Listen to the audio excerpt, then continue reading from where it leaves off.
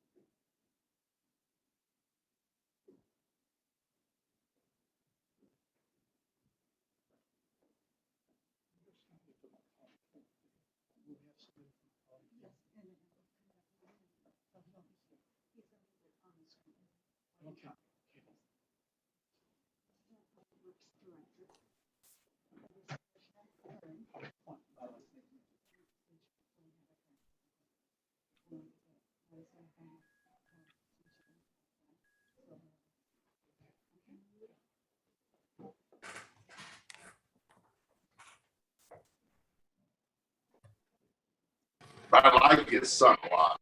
Phil's awesome. And I agree with you, John. So I'm thinking Paul is a dick. But at the same time, I want to know what side of that story.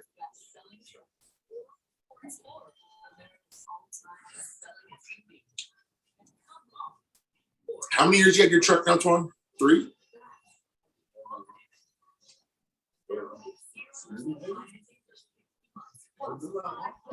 $19.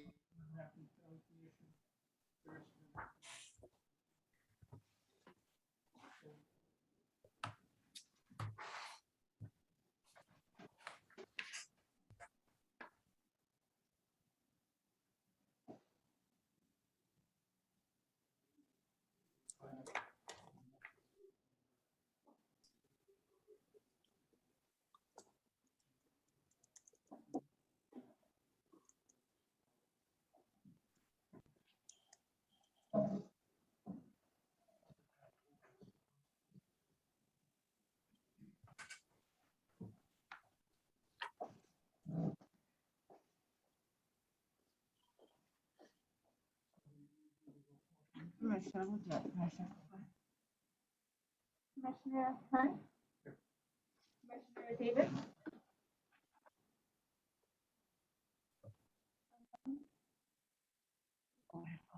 Commissioner Davis? Commissioner Adams? Here. Commissioner Smith? Here. And Commissioner Morrow? Yeah, I don't know if we have a chance to look at the May 20th minutes or not. That was on the last pack we got, so I don't know if you remember that or not. What's that, huh? Yeah, Yeah. the minutes from our Oh, last okay, meeting. I'm not worried about that. Took 2 minutes. Yeah. That's about what it was. Correct. Okay, there's Sandra. Okay, Commissioner Davis? Yeah.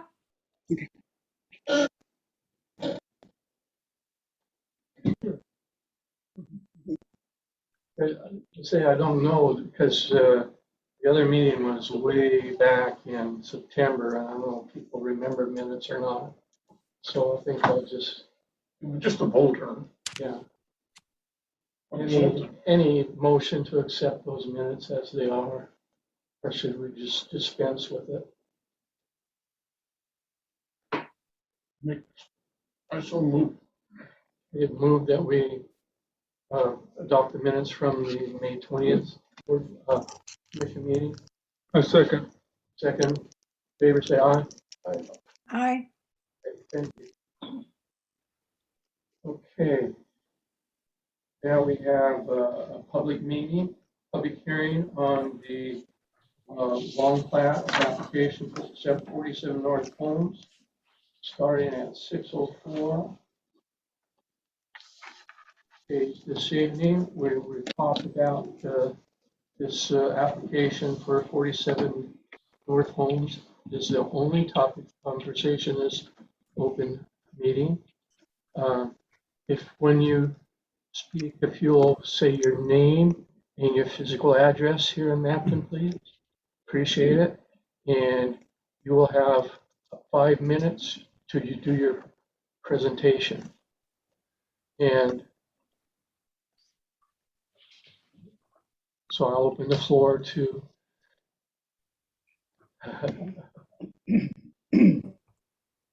Rachel Durelas. Rachel Durelas, 309 Maple Street. I'm bringing this question. One of the residents, she just had surgery, so she wasn't able to attend.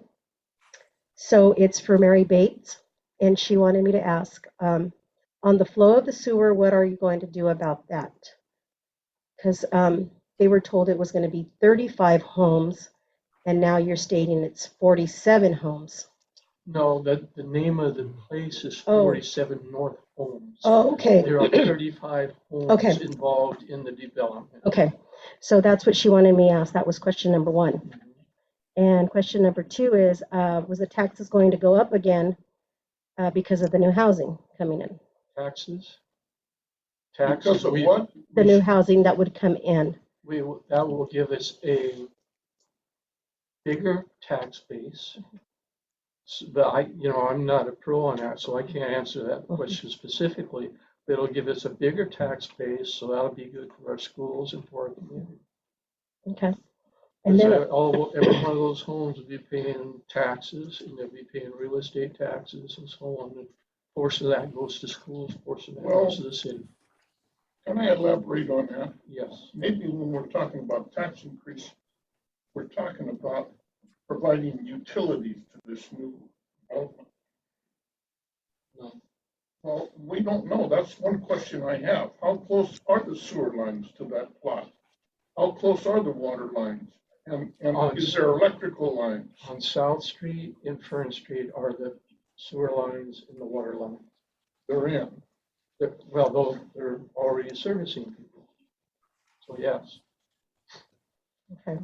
So on the flow on the sewer, what's going to happen with that? Is there enough where it's not going to get backed up, into the current homes? Because, I know that has been a problem in the past. I can't answer I know. that question. I don't know. Okay. Does anybody from the city have anything? I just saw in here that there was adequate water and sewage capacity. I think he's going to check. Okay. We could address it to YB Cog if you like to ask Lynn. Yeah. Lynn, do we have an answer for that question? We do, to the point that the development would have to provide the appropriate sewer and water connections along with the size that would serve that facility, that subdivision. So there shouldn't be any backup or anything that would relate to that. They have to meet the design standards for the water and the sewer. And also there should be adequate connections for water for this subdivision. So again, it's a design standard, and that's what they would be held to as they put in the sewer and water system. Our water and sewer system. I think I can answer that. There's currently, Ms. Juan Alvarez, Public Works Director. There's currently an 8-inch sewer line that runs through there. So that's more than adequate for for those homes. And then what? Extra new homes, correct? Yes, for the new homes coming in, yes. And then she just had one more question.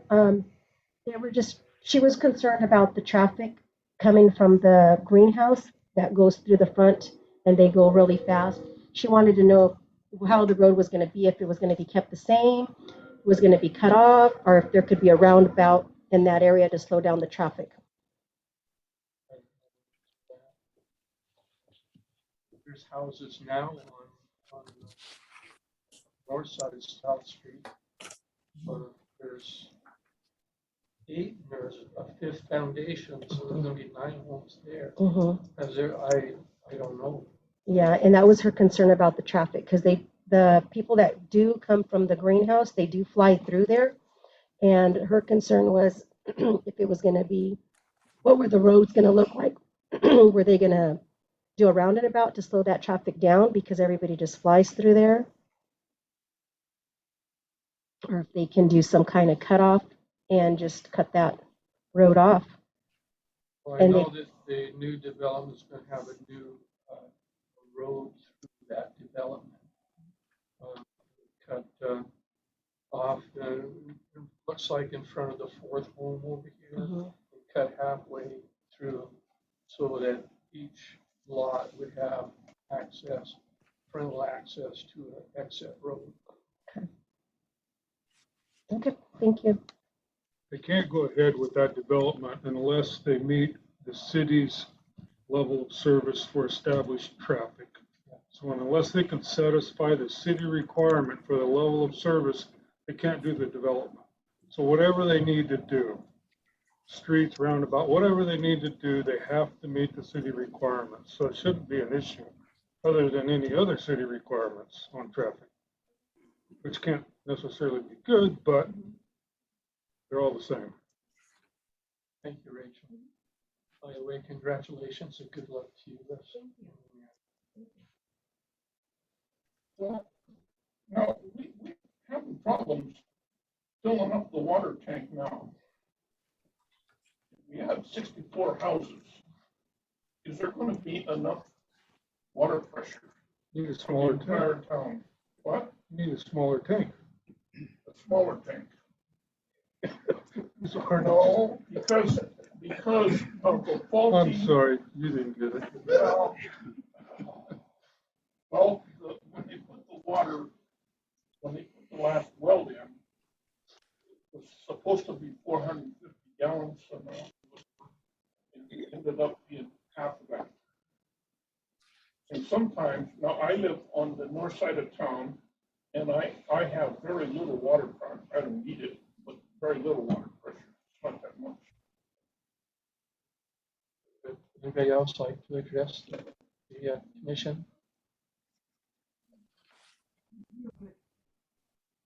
I can address the, Yeah, this is only on, So that's why I just came to support everything. I know what's going on. thank you. Uh-huh.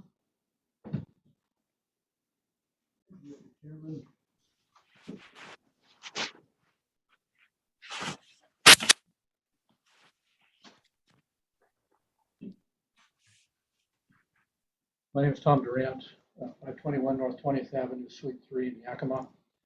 I'm planning manager for PLSA Engineering Surveying.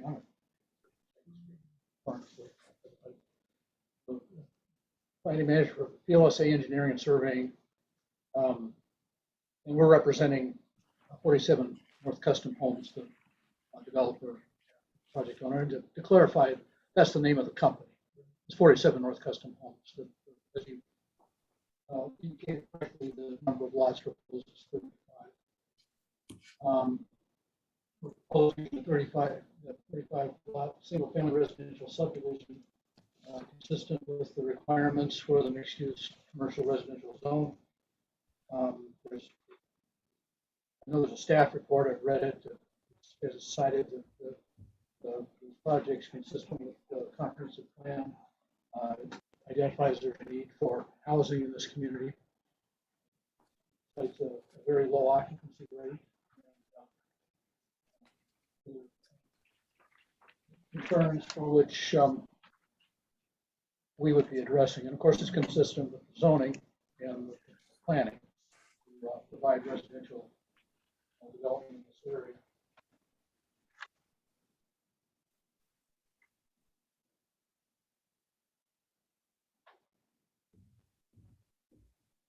To answer some of the questions we've heard, I want to clarify that one of the things that we will have to do before we can get this plat completed is we'll have to do an engineering design for the sewer and water, which means we will be designing the lines to provide adequate service and to not impact the city's facilities. The city's staff report, and I think the comment from the public works director was that the capacity is available. And so there shouldn't be concern about the use of the utilities. We are proposing that the streets be constructed to city hard surface standards. They will be basically built within the existing street rights of way and so forth, with a new street that will connect, will go kind of through the middle of the property and connect the South Avenue with Allison Road. Yeah, this is what the extra street looks like right here. Yeah, that'd be like over at the one by the high school. That's between the grade school and high school. Yeah, here's that. This show you basically improving South Street, Allison, Fern, and a new street that would kind of loop into traffic circulation. I do want to mention for the record, it was in the secret checklist, I think, but the developer plans to build homes of conventional construction. We're not proposing manufactured or mobile homes.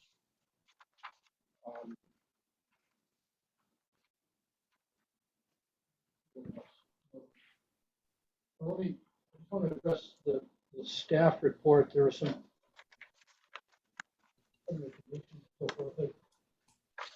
I did want to, we were a bit concerned about a requirement for alleys, which is cited in the staff report and is based on a code provision, subdivision ordinance. Subdivisions these days are generally not putting in alleys. The only real exception is where you have extremely narrow lots and you need the alley, you need additional parking on the other side of the lot. Narrow meaning like 40 feet or less width. So we hadn't planned alleys. Utilities are being proposed in the street right away. Alleys are sometimes used to extend utilities back lots, but that shouldn't be necessary. And I'm sort of questioning, is the city sure that it wants to have alleys, because alleys have to be maintained by the city and they are with some security concerns, obviously, that kind of thing. But in addition to that, I went through, I have access to all of the reported subdivisions in the county, or most of them anyway. And I went through and I located the plats that have been done in Abton. The code provision that was cited was was adopted in 1985, according to the municipal code. It doesn't look like it's been amended since then. So I identified 6 short plats and 2 long plats having been approved by the city since 1985, basically between the years 1992 and 2020. Of those subdivisions, 2 short plats had alleys. Both of them, the alleys, or at least the right-of-way for the alleys, were existing. The developer may have had to approve them. I don't know. You can't tell that from the plat. But other than that, none of those plats was imposed this requirement to put in alleys, even though it was in the code, on the books at the time. And in particular, there was a 32 lot long plat That's up on High School Road, which was approved in 2005, and it has no alleys. So it appears that at least past practice has been that the city has not required developers to improve alleys in subdivisions, in spite of what the code says. I guess other than that, other than possibility maybe that all of these developers got variances. I think that would be the one across from the grade school. Yeah. I think we were referring to. It's 32 I don't know, lots. 30 some houses in there. It's 32 lots. Yeah, there's no alleys. There's no alleys. There's a road running through it, I guess. Right. So Not everybody unlike, has- not unlike what we're everybody has a proposing. Frontage on a road. So it appears that that hasn't been something that's been opposed. And it doesn't really work for what we're trying to do. And I'm not sure. I think that the city really doesn't want to have it either. So that's the main concern with the conditions of the staff report.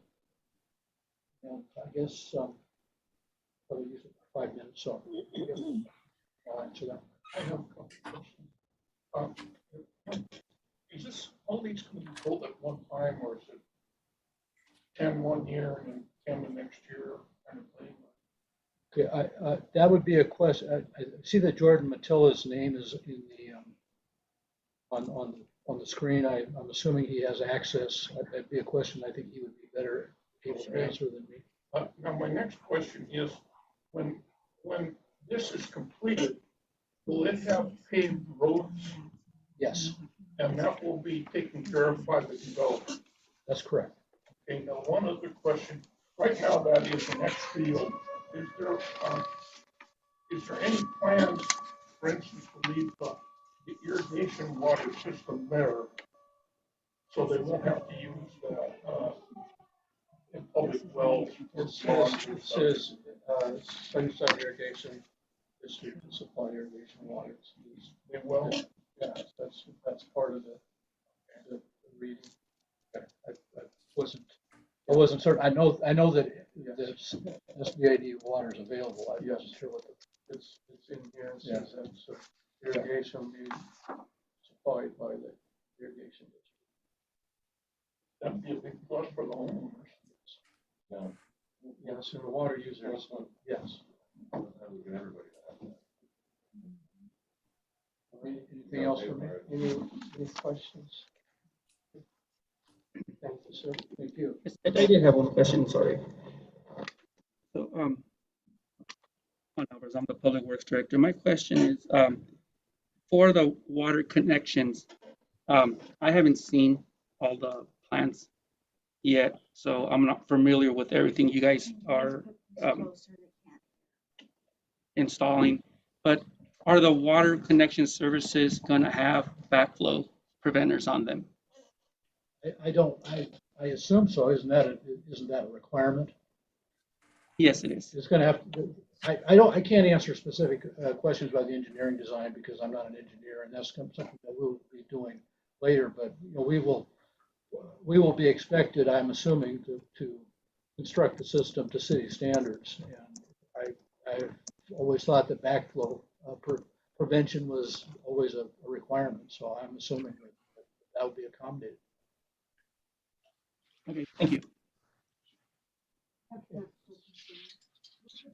Excuse me, you have to go up there. You have to go up there and Yeah. address it. I just for him. No, Never yeah. mind.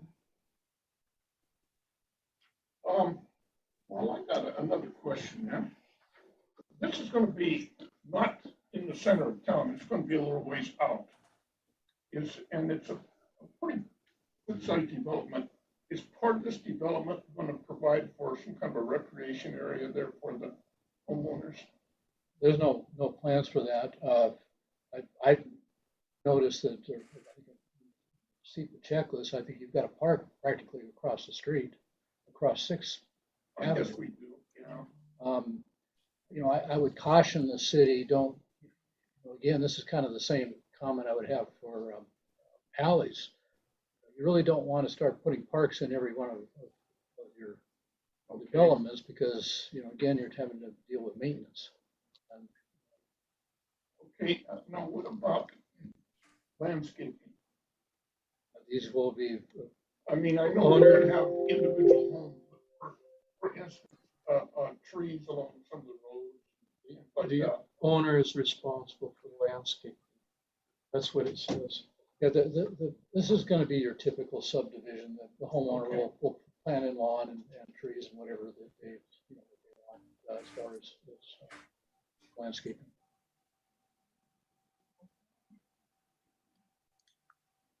Do you want me to Enforce what? Like, you know, keeping up on the home, the landscaping, you know, how many vehicles you Wouldn't have that- parked in front.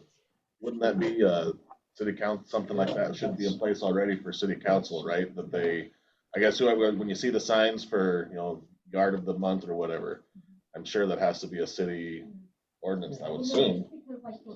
Excuse me, Rachel, they can't hear you, so if you're gonna ask questions, you have to go up there. The new housing development that came in over on this side of town, how, you know, you go through there and there's just vehicle after vehicle, there's nowhere to park. You know, they have trailers parked on the end of the street, and there's landscapers that have, you know, just parking and stuff parked, so that's why you know, they're gonna be maintained, you know. That pretty much seems like the city responsibility. Yeah, I think that's more code 'Cause enforcement. The landowner is responsible for landscaping and stuff, but I know what you're talking about. We got places around here that have like 20 cars and they can't possibly use all of them. So it's something that the city needs to address. Yeah, that wouldn't be nothing that, you guys would. No.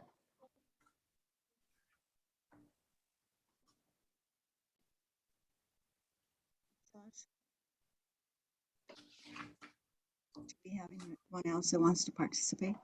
Rachel, did you have your own? Because you said you did it for somebody that was ill today. Yeah, I did, that was for Mary Bates, the Yes, questions that I asked, yes. yes. Do you have your own? No, I don't. Okay, so any other comments? Go ahead. Right? Right there. Planning Commissioners, this is Lynn Dietrich with YV-COG. I think it's important for me to get the staff report verbally into the record. So whenever there's an opportunity, please let me know.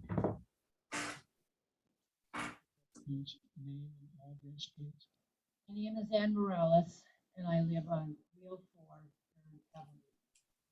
And I was just curious to know what is going to be the approximate or average price of these homes, so we can see.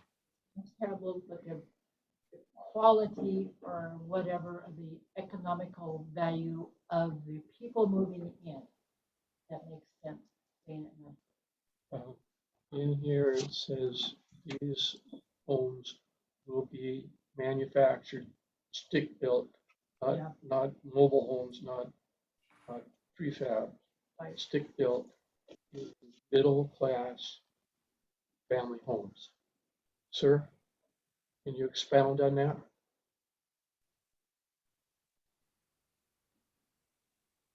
Just to add that it's going to be comparable to what's across on the north side of South Avenue, the homes that have been built there.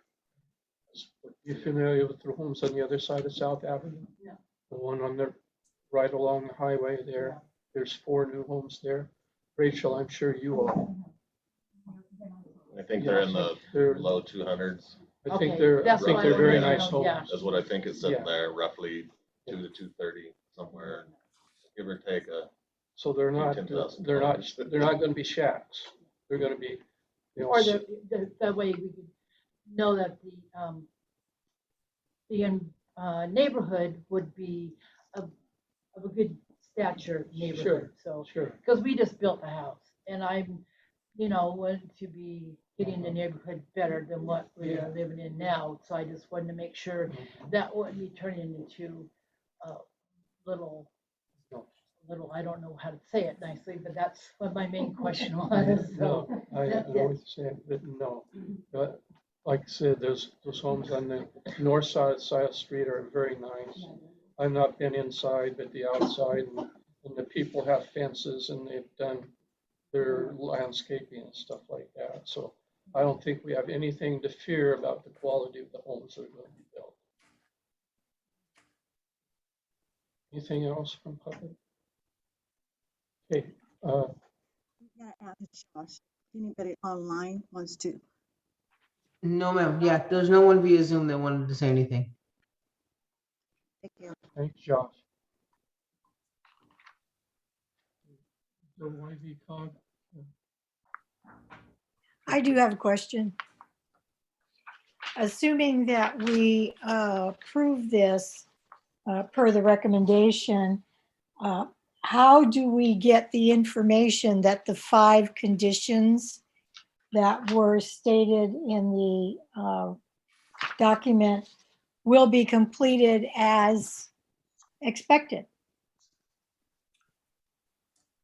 If I could answer that, this is Lynn with YV Cog. Yeah. This is a preliminary plat approval.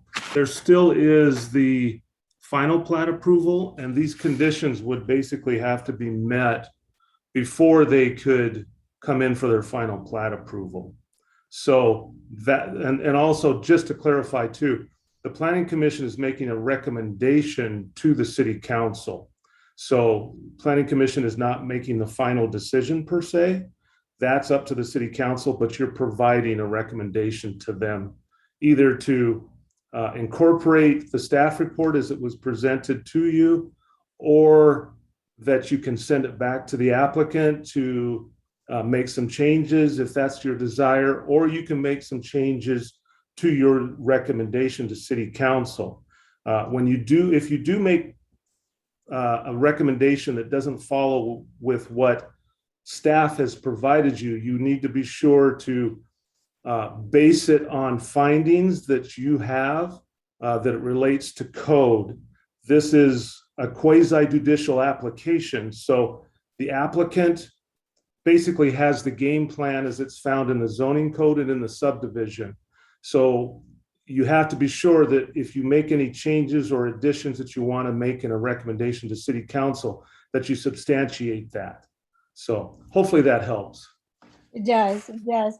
I didn't get a real sense of closure on the alley question. I don't have any issues with doing away with alleys, but if it is in the regs, then does the applicant have to submit a variance? The way the code is written, yes, they would have to request a variance. Okay. If they can't design it, the way they want, or that will meet their needs, then they need to request the variance. Okay. That's it. Go ahead with the item you talked about earlier, but part of the public record. Yes, I'll just give a recap of it because you have it written in the record, but the staff report talks about the public noticing for the SEPA. That was completed, the State Environmental Policy Act. Notification was provided to properties within 300 feet of the subject site, as well as the notice of public hearing. The current zoning for the proposal is zoned mixed use commercial residential. And the parcels are identified by the Yakima County assessors as parcel numbers 220801-14405 and 220801-14413. The comprehensive plan future land use map for the city of Mapton designates the site as mixed commercial residential. As far as the concurrency, the applicant needs to show that they are not going beyond the established level of service, LOSD. And the development standards in the mixed use -CR zone permit single family dwellings in this zone. Lots upon which dwelling units are to be located shall have a minimum frontage to a public street of at least 30 feet. The minimum area for a single-family dwelling is 4,000 square feet with a minimum lot width of 50 feet. The design standards within the Mapleton Municipal Code, Chapter 19.20, specifies lot design, block design, typical street sections, utilities, and stormwater drainage. In Mapleton Municipal Code 19.20.020, and that should read .E.5, requires alleys within the subdivision. The proposed preliminary plat does not indicate alleys within the development. If alleys are not feasible per the applicant, a variance should be requested under Mapleton Municipal Code 19.24. Except for the alley requirement, the proposed preliminary plat conforms to the standards of the Mapleton Municipal Code, Title 19. Construction of the proposed subdivision must conform to all requirements of the Mapleton Municipal Code, including but not limited to Title 12, Streets, Sidewalks, Public Places, Title 15, Building and Construction, Title 16, Subdivisions, and Title 17, Zoning. Let's see. The proposed subdivision is in the public interest because it will add to the city's existing housing stock of single-family homes. According to the City of Mapleton 2017 Comprehensive Plan Housing Element, the city's vacancy rate for sale homes is a very low 0.7%. Low vacancy rates can result in a tight housing market and increased housing costs. The proposed subdivision will help to decrease this vacancy rate by adding 35 single-family homes. This coincides with Housing Element Goal 1, Policy 1.1 Objective: encourage the construction of new housing based on local need. Objective: encourage infilling in residential areas. Policy 1.5, the density of new residential development shall be based on the existing land use pattern and the availability of public services, municipal service plans, and the provision of services by the developer.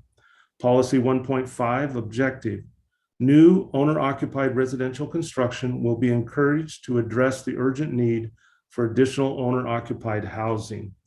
And the findings and conclusions: 1, the public notice requirements of the Mapleton Municipal Code have been satisfied. The City of Mapleton has sufficient water, sewer, and street capacity for the proposed preliminary plat. 3, environmental SEPA review as required by RCW 43.21C has been completed. Adequate public services and road access are available to serve the proposed use. 5, surrounding land uses are compatible with the proposed use. 6, the public use and interest will be served. And then the recommendation from staff is it is recommended that this preliminary subdivision application be approved subject to the following conditions. 1, a traffic study be provided by the applicant that indicates the development does not exceed the city's established level of service, LOSD. 2, the applicant shall adjust the proposed subdivision to meet the required alleys as required under Municipal Code, Mapleton Municipal Code 19.20.020 design standards, or apply for a variance as prescribed per Mapleton Municipal Code Chapter 19.24. And 3rd, construction of the proposed development shall conform to all requirements of the Mapleton Municipal Code, including but not limited to Title 12, Streets, Sidewalks, and Public Places, Title 15, Building and Construction, Title 19, Subdivisions, and Title 17, Zoning. 4, the applicant shall meet the requirements as prescribed in the comment letter dated October 31st, 2021, from Gwen Clear, Environmental Review Coordinator of the State of Washington Department of Ecology.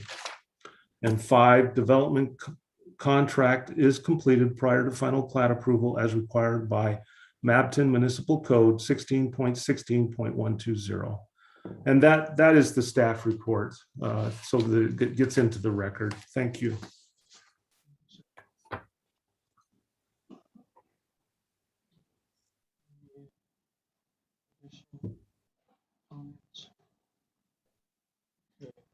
I declare the public hearing part of this meeting adjourned.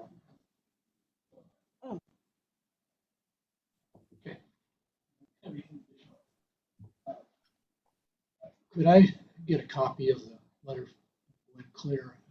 We're being asked to comply with it, but I have not seen it. I don't know what it is. Do we have that available? No, the note from. Letter from the Department of Ecology.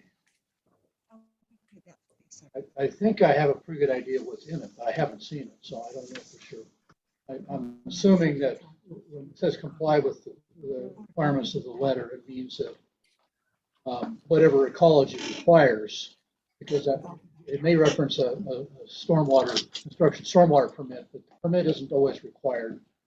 We would comply with the law in terms of handling stormwater, construction stormwater, but as long as all we're being asked to do is comply with the law, then we have no objection. Chief, I'll get you a copy. Okay, thank you. Sorry about that earlier. I didn't know you were moving. All right. Now, we're adjourned at 6:38.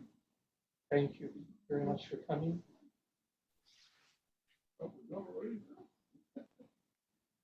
I've heard no further comments, so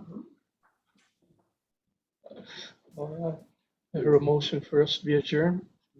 Commissioners, quick question for you. This was a public hearing, and so there would be a deliberation about your recommendation, as well as your vote on what you want to send forward to the city council. So before you close, I think you need to do that. Okay, thank you. Yeah. Okay, unless you have something else. Yeah.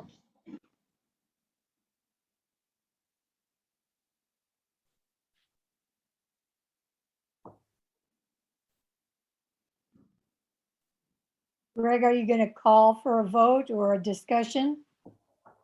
Yes, but we're waiting for a letter to come back for the gentleman from Survey.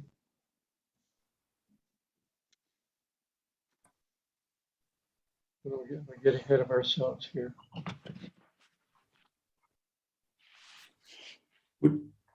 This is Lynn again with YVCOG, and I have a copy of that letter. Let me make sure it's the correct one. I can read that into the record as well, if you would like.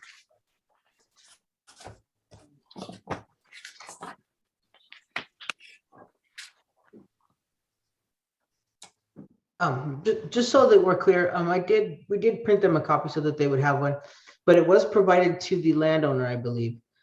Okay. Along the way, okay? Okay. I can read that into the record as well, if you would like, though, and that way at least it's out there. I guess it doesn't hurt anything, yeah. Okay. So it's dated October 13th, 2021. Gerald Villa, City of Mabton, P.O. Box 655, Mabton, Washington, 98935. RE SEPA Register 2021-05380, Scarlet Estate Subdivision. Dear Gerardo Villa, thank you for the opportunity to comment during the optional determination of non-significance process for the subdivision of approximately 5 acres into 35 residential lots proposed by Jordan Matilla. We have reviewed the documents and have the following comment. Water quality, project and potential to discharge off-site. If your project anticipates disturbing ground with potential for stormwater discharge off-site, the NPDES Construction Stormwater General Permit is recommended. This permit requires that the SEPA checklist fully disclose anticipated activities, including building, road construction, and utility placements. Obtaining a permit may take 38 to 60 days. The permit requires that a stormwater pollution prevention plan, erosion sediment control plan shall be prepared and implemented for all permitted construction sites. These control measures must be able to prevent soil from being carried into surface water and storm drains by stormwater runoff. Permit coverage and erosion control measures must be in place prior to any clearing, grading, or construction. In the event that an unpermitted stormwater discharge does occur off-site, it is a violation of Chapter 90.48 RCW Water Pollution Control and is subject to enforcement action. More information on the stormwater program may be found on Ecology Stormwater website, http://www.ecy.wA.gov/programs/programs/WQ/programs/construction/period. Please submit an application or contact Lloyd Stevens Jr. at the Department of Ecology, 509-574-3991, or email lloyd.stevensjr@ecy.wa.gov with questions about this permit. Sincerely, Gwen Clear, Environmental Review Coordinator, Central Regional Office. Phone number 509-575-2012. Email address crosepa@ecy.wa.gov. More than we ever wanted to know. Thank you. We have more than not enough.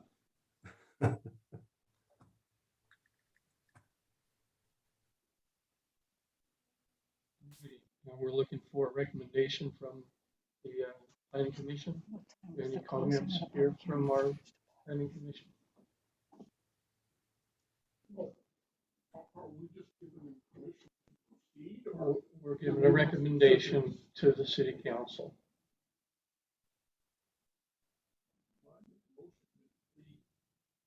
present our findings to the city council? Recommendation. And move that we recommend to the city council that the long plat for 47 North Homes be accepted. Seconded. I'll second. All in favor, say aye. Aye. Aye.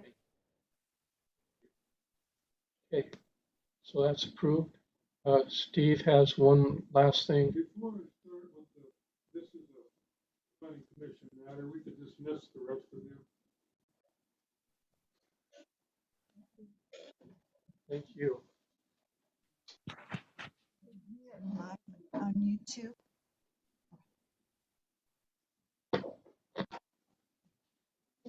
Sandra needs to stay up.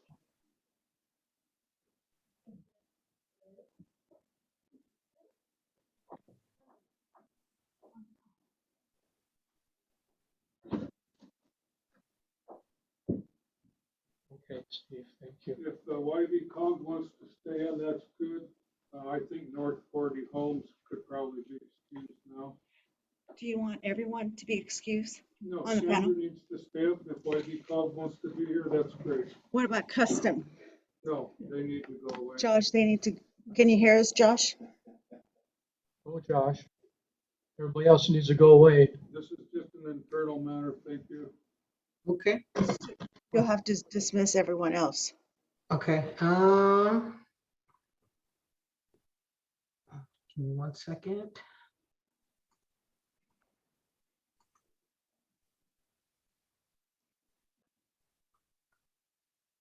I'll type it.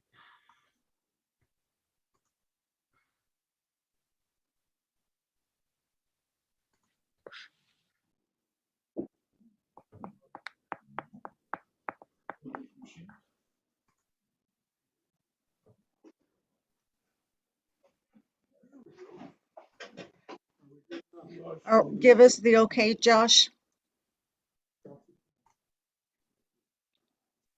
Okay, go ahead.